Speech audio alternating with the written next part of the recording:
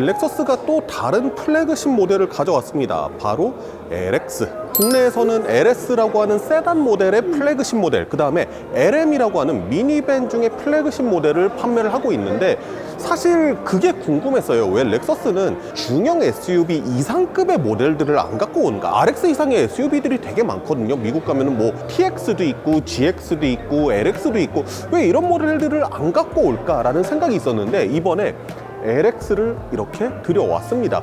렉서스 SUV 중에서는 플래그십 모델인데요. 아마 이번에 그 전동화 모델, 그러니까 하이브리드 모델이 추가되면서 국내에 도입을 한 것 같아요. 이 미국에서도 LX의 하이브리드 파워트레인이 담긴 건 얼마 안 됐거든요. 저희 곧 시승도 진행할 건데요. 그 전에 이 차량 어떤 차량인지 실내외를 자세히 살펴보면서 여러분들께 전해드리도록 하겠습니다.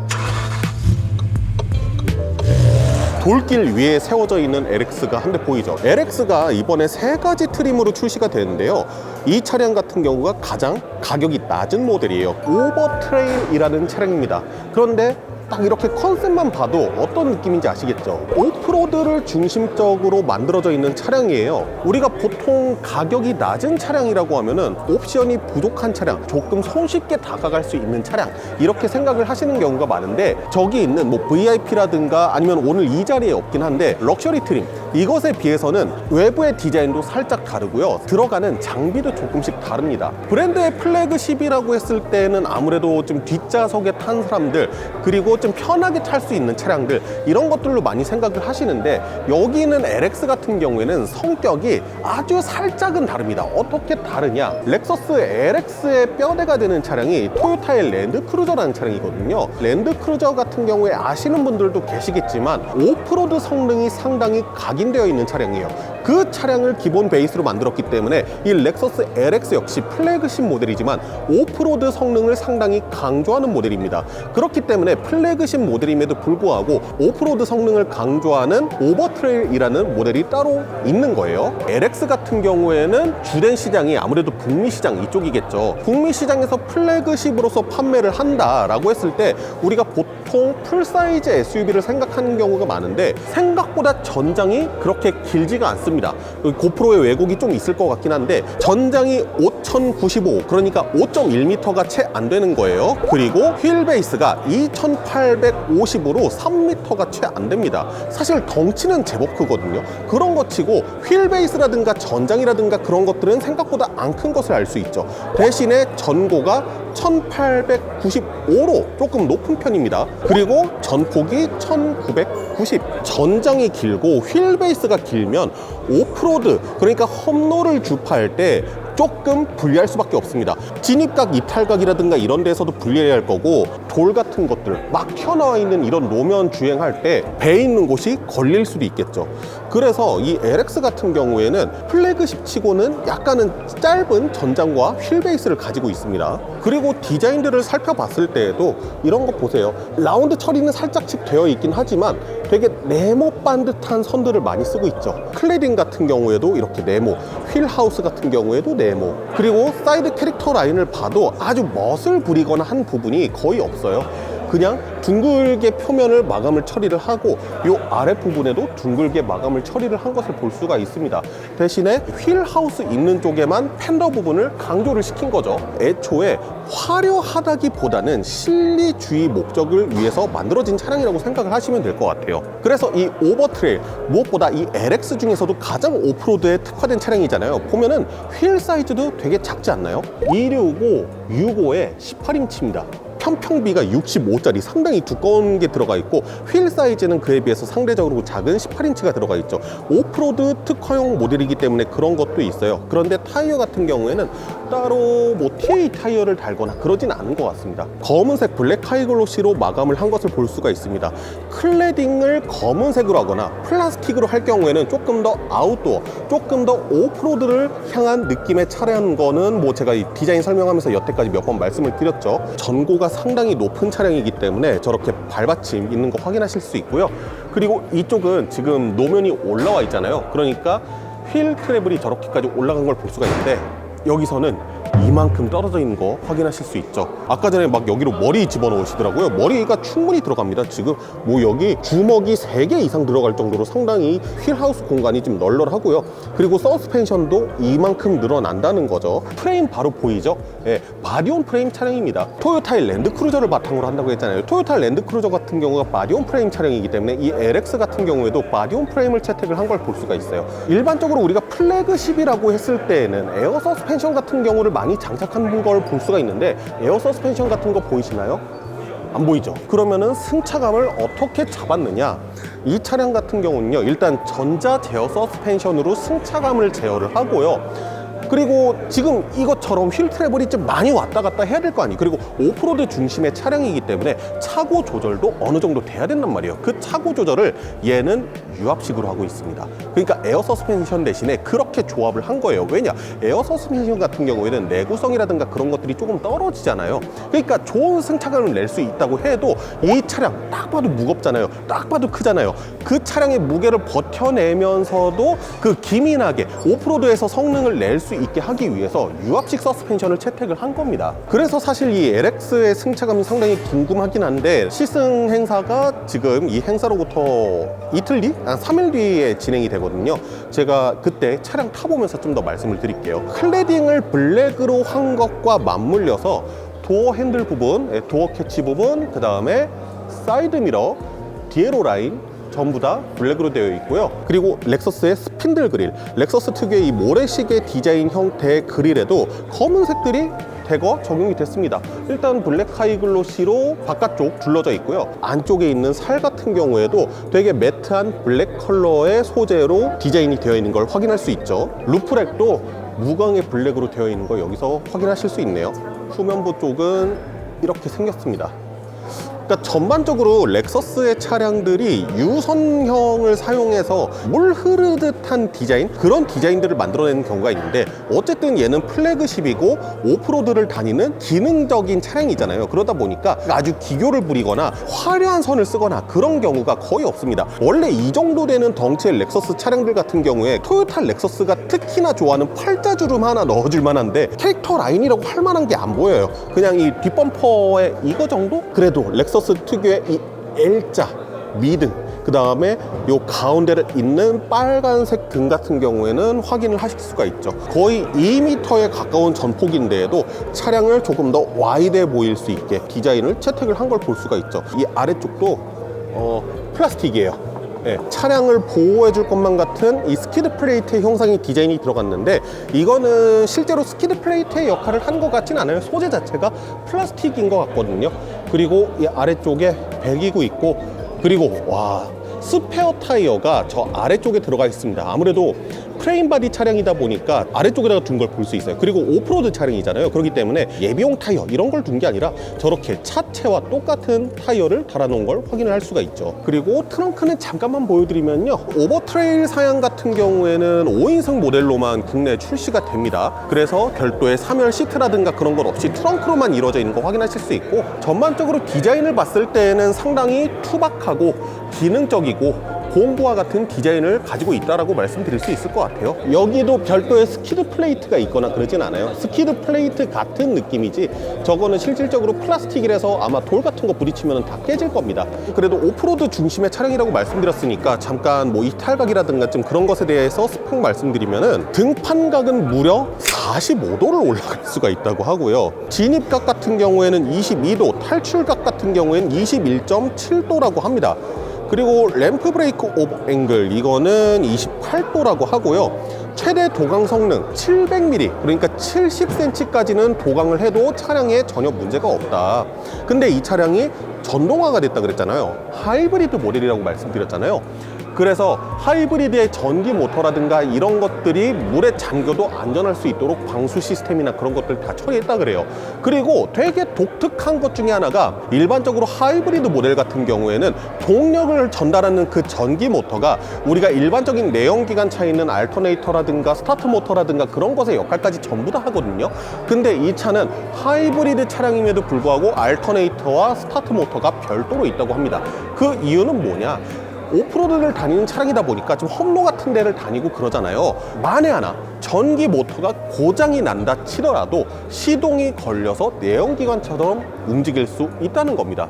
아무래도 진짜 본격적인 오프로드용 차량이다 보니까 그런 것까지 되게 세심하게 신경을 많이 쓴 것을 알 수가 있어요. 저기 있는 일반형 모델하고 또 차별점이 있다고 말씀드렸잖아요. 얘는 오프로드 사양이라고 말씀을 드렸잖아요. 저기 있는 VIP 사양, 그 다음에 럭셔리 트림 같은 경우에는 디퍼렌셜 락이 센터에만 있어요. 센터에서 디퍼렌셜 락을 조정을 하는 건데, 오버트레일 사양 같은 경우에는요, 센터 디퍼렌셜 락은 기본이고요, 후륜 쪽과 전륜 쪽에도 별도의 디퍼렌셜 락 기능이 따로 장착이 되어 있습니다. 별도로 디퍼렌셜 락을 할 수 있는 장비가 달려 있다는 건 어쨌든 럭셔리 트림은 그게 없으니까 그것에 비해서는 더 추가적인 옵션이 들어가는 거잖아요. 그러니까 이게 단순히 가격이 싸다고 해서 깡통 트림이다 이렇게 볼 게 아니에요. 럭셔리 트림하고는 확실하게 차별화된 부분이 있는 거죠. 지금 이 차량 같은 경우에는 LX에서 가장 비싼 VIP 트림입니다. 가격이 1억 9천이 조금 넘어간대요. 일단은 오프로드, 오버트레일 모델과 비교해봤을 때 확연하게 생긴 게 다르죠. 그러니까 확연하게 생긴 게 다른 게 디자인이 뭐가 다른 게 아니에요. 소재가 다른데 그에 따라서 인상이 상당히 많이 다릅니다. 오버트레일 사양에서는 되게 매트한 블랙의 컬러로 되어 있었는데 여기에서는 글로시한 소재를 썼죠. 마치 크롬 같은 느낌의 플라스틱 소재를 쓰면서 전방에서 봤을 때 좀 블링블링한 느낌이 들면서 되게 고급차 같은 느낌이 들죠. 쓰고 있는 선은 전부 다 가로의 라인이지만 스핀들 그릴을 상당히 넓게 쓰고 있잖아요. 여기 보닛 높이가 상당히 높은 편이거든요. 근데 거기를 스핀들 그릴이 꽉 채우고 있으니까 수직적으로도 상당히 위험 있어 보이는 느낌을 가지고 있습니다. 클래딩이 바디 컬러로 되어 있죠. 아까 전에 오프로드 사양 같은 경우에는 조금 더 오프로드, 아웃도어 같은 느낌을 내기 위해서 블랙의 클래딩을 댔다면 이 차량 같은 경우에는 VIP, 좀 높은 사양이고 도심에서 아무래도 주행할 일이 많기 때문에 클래딩을 바디 컬러로 한 걸 확인할 수 있습니다. 그 다음에 휠 같은 경우에도 크기가 부쩍 늘어났죠. 265의 타이어의 폭은 동일한데요, 평평비가 50으로 줄고 휠 사이즈가 22인치로 늘었습니다. 오버트레일 모델과 비교하면 무려 4인치가 늘어난 거라고 확인을 하실 수가 있고, 디에로 라인 쪽도 보시면은 크롬 들어가죠. 그리고 루프렉도 글로시한 소재가 들어가는 걸 확인할 수가 있습니다. 후면부 쪽은 크게 다른 부분 없네요. 범퍼가 무광 플라스틱으로 되어 있는 소재인 것 동일하고요. 밑에 스키드 플레이트 같은 장식이 있는 것도 동일한 것을 확인할 수가 있습니다. 잠깐 엔진룸 한번 볼까요? 네. 그래도 플래그십이라서 가스리프터 달려있는 거 확인하실 수 있고요. 보닛 안쪽이 상당히 정리가 잘 되어 있는 편이네요. V6 3.5리터 트윈 터보 엔진을 바탕으로 한 병렬식 하이브리드 시스템을 채택하고 있습니다. 그래서 시스템 총 출력이 464마력에 최대 토크가 66.3kg 포스 미터예요. 근데 이 최대 토크가 전기 모터가 결합된 건지 모르겠어요. 이 토요타 렉서스가 항상 최대 토크를 따로따로 얘기를 해서 이게 아마 엔진의 최대 토크일 가능성이 좀 높아 보입니다. 변속기 같은 경우엔 10단 자동 변속기, 이게 직병렬식 하이브리드 시스템이 아니기 때문에 우리가 토요타 하이브리드에서 자주 볼 수 있는 eCVT, 이게 아니라 10단 자동 변속기가 들어갔어요. 그리고 이 병렬식 하이브리드이기 때문에 엔진과 변속기 사이에 클러치의 역할도 함께하는 전기 모터가 들어가게 되는 거고요. 실내를 보는 거는 VIP, 저쪽에 있는 차량은 지금 좀 삐딱하게 세워져 있어 갖고 안전상의 이유로 실내는 못 보게 막아두신 상태라서요. 가죽 시트가 약간 황토색의 좀 붉은 빛을 띠는 것을 볼 수가 있는데, 세미 아닐린 시트를 적용을 했다 그래요. 전 트림 전부 다. 도어 트림 부분에도요, 가죽이 상당히 푹신푹신하게 많이 들어갔습니다. 여기도 푹신푹신하게 많이 들어갔고, 우드 트림 같은 경우에도 아무래도 고급 차량이다 보니까 적용이 된 걸 볼 수가 있고, 현재 제 시트 포지션에 맞춰서 한번 앉아봤는데요, 아무래도 이 바디온 프레임 차량이다 보니까 시트 포지션 자체는 제법 높은 편입니다. 플래그십 모델답게 상당히 가죽 소재를 여기저기에 듬뿍듬뿍 두르고 있습니다. HUD도 달려있는 거 확인하실 수 있고요. 계기판 같은 경우에는 전자식 계기판, 그리고 센터 패시아를 보시게 되면 무려 2개의 디스플레이가 있어요. 이 위에 있는 디스플레이는 우리가 많이 활용하게 되는 멀티미디어라든가 그런 것들을 활용하는 디스플레이고요. 그럼 이 아래쪽은 뭐냐? 오프로드에 대한 진심을 보여주는 거기도 한데, 오프로드를 중심으로 주행하는 차량들 같은 경우에는 차량의 상태를 보여주는 디스플레이 창이 또 하나 따로 있죠. 그래서 롤 상태, 피칭 상태, 이런 것들도 확인을 시켜줍니다. 그리고 디퍼렌셜이 어떻게 움직이는지 이런 것도 확인을 할 수가 있고요. 횡지도 보여주네요. 공조 같은 경우에도 여기 있는 이 디스플레이를 통해서 조작을 할 수가 있어요. 좀 보면은 이런 식으로 터치식으로 적용이 되는 거 확인할 수 있고요. 그리고 이 아래쪽으로 내려보면요, L4, H4, 그러니까 사륜구동 관련된 다이얼이죠. 그 다음에 모드 셀렉트, 드라이브 모드 등 오프로드에서 중심적으로 컨트롤할 수 있는 버튼들을 상당히 크게 냈던 걸 볼 수 있어요. 이게 일반적으로 다른 차량들 가면은 공조 다이얼이라든가 아니면 공조 버튼으로서 사용하는 건데, 그만큼 이 차에 있어서 오프로드가 상당히 중요하다라는 거죠. 토요타 렉서스 하이브리드 차량에서 많이 볼 수 있는 기어 노브, 이 넓은 전폭에 비해서는 살짝 귀여운 느낌도 나는데 이런 기어 노브가 달려져 있고요. 그 밑으로 역시나 사륜구동 관련된 버튼들, 차고 조절 버튼들 있는 거 확인하실 수 있고요. 그다음에 컵홀더 있고 스마트폰 무선 충전기 이쪽에 있고요. 렉서스답게 좌우로 열립니다. 이렇게 좌우로 열리는 거 확인할 수 있고, 열어보면은 안에 상당히 넓은 공간이 있는 거 확인할 수 있고, 쿨박스, 냉장고로도 활용이 가능하네요. 생각보다 글로우 박스는 그렇게 넓은 편 아닌 것 같아요. 카메라 형태로 되어 있는 전자식 룸미러도 들어가 있어서요, 이렇게 거울이나 카메라를 통해서 뒤에 상을 확인할 수 있습니다. 아무래도 오프로드를 좀 중심적으로 주행하는 차량이다 보니까 A필러에 이렇게 상당히 굵은 손잡이가 있는 거 확인하실 수 있고, 그런 것 보면은 도어 트림도 손잡이 형태로 디자인이 되어 있어요. 우리가 오프로드 차량들 같은 경우에는 롤링이 생긴다든가 피칭 같은 것들이 생길 때 내 몸을 지지해줄 수 있는 손잡이 같은 것들이 보통 차량에 있기 마련인데, 이 차량 같은 경우에는 도어 트림하고 A필러에 달려있는 걸 확인할 수 있네요. 그리고 A필러 같은 경우에도 상대적으로 좀 두꺼운 편입니다. 이 차량 같은 경우에는 VIP 트림이니까 VIP석으로 가보도록 하겠습니다. 레그룸하고 상관없이 VIP 좌석으로 한번 가볼게요. VIP 트림 같은 경우에는 이렇게 2열 독립식 시트가 적용이 되어 있고요, 오토만 시트가 적용이 되어 있습니다. 그래서 상당히 큰 차체지만은 4인승이에요. 만약에 나는 패밀리카로서 사용을 하고 싶다, 6명, 7명 이렇게까지 타는 걸 원한다, 그러면 럭셔리 트림 같은 경우가 7인승 사양이고요. 우선 이 손잡이의 도움을 안 받고 타려고 하니까 높이가 상당히 높긴 하네요, 이 차가. 가뜩이나 마디온 프레임 차체인데다가 오토마 시트가 적용되어 있어서 그런지 차체가 훨씬 더 좀 높은 느낌이 있습니다. 그리고 조금 아쉬웠다고 생각을 하실 수도 있는데, 이 LX 같은 경우에는 1열에만 썬루프가 있어요. 그래서 2열 같은 경우에 썬루프가 없기 때문에 따로 헤드룸 공간을 창출한다거나 그러진 않습니다. 이것보다는 시트를 좀 낮출 수 있을 것 같은데, 이 가운데 있는 디스플레이를 통해서 시트 설정도 할 수가 있는데요, 시트가 그냥 높은 거네요. 이 차 시트를 한 이 정도로 세워서 탄다고 했을 때, 이게 지금 시트가 가장 세워져 있는 상태거든요.